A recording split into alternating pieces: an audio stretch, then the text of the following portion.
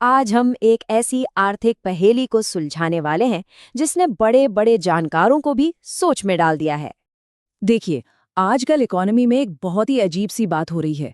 सोना और डॉलर, जो आमतौर पर एक दूसरे से बिल्कुल उल्टा चलते हैं, वो दोनों एक साथ रिकॉर्ड तोड़ ऊंचाई पर पहुंच गए हैं।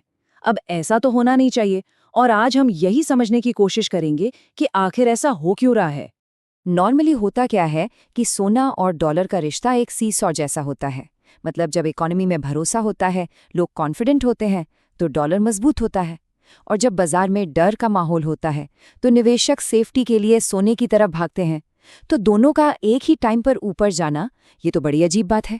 लेकिन रुकिए, कहानी यहीं खत्म नहीं होती, बल्कि यहीं से तो और भी दिलचस्प होती है। अगर हम इतिहास के पन्ने पलटें तो पता चलता है कि ऐसा पहली बार नहीं हो रहा है।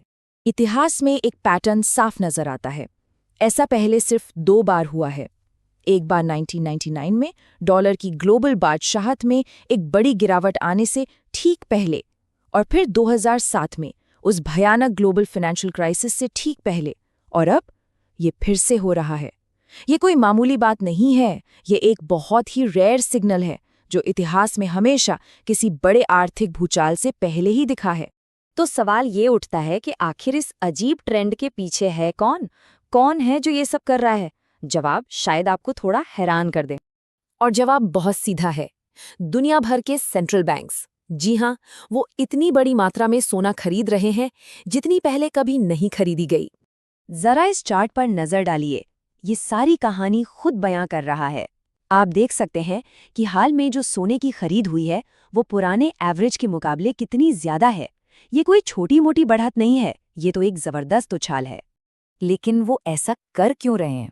देखिए, सरकारें और बड़े इंस्टीट्यूशंस कुछ ऐसा समझते हैं जो शायद आम लोगों की नज़रों से चूक जाता है। सोना उनके लिए सिर्फ एक इन्वेस्टमेंट नहीं है, ये करेंसी रिस्क के खिलाफ एक इंश्योरेंस पॉलिसी है।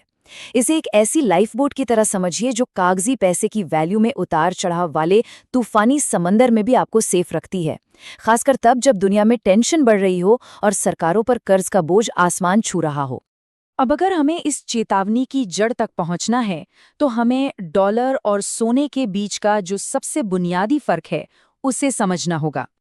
तो बात सीधी सी है, डॉलर किस पर चलता है? वादों पर, अमेरिकी सरकार की क्रेडिबिलिटी और उसके बिल चुकाने के वादे पर। ये एक फिएट करेंसी है, पॉलिसी, कर्ज और पॉलिटिक्स का इस पर बहुत जल्दी असर पड़ता है।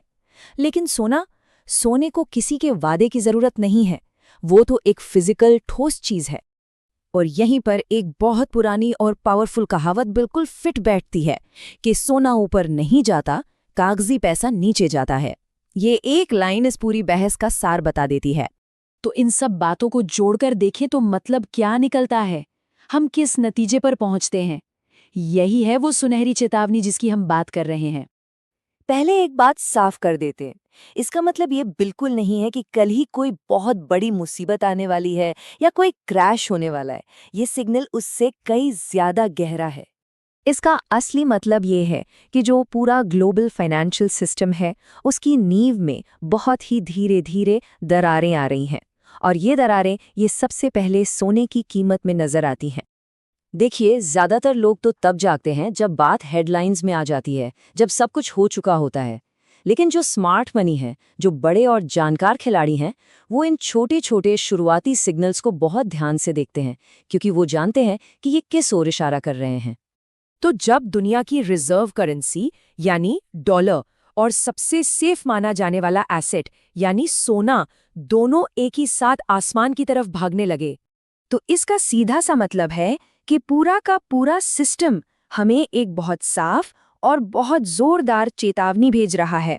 और ये हमें एक बहुत ही जरूरी सवाल के साथ छोड़ जाता है कि जब तक हर कोई इस बात पे सहमत होगा कि हाँ कोई समस्या है, तब तक क्या कुछ करने के लिए बहुत देर हो चुकी होगी।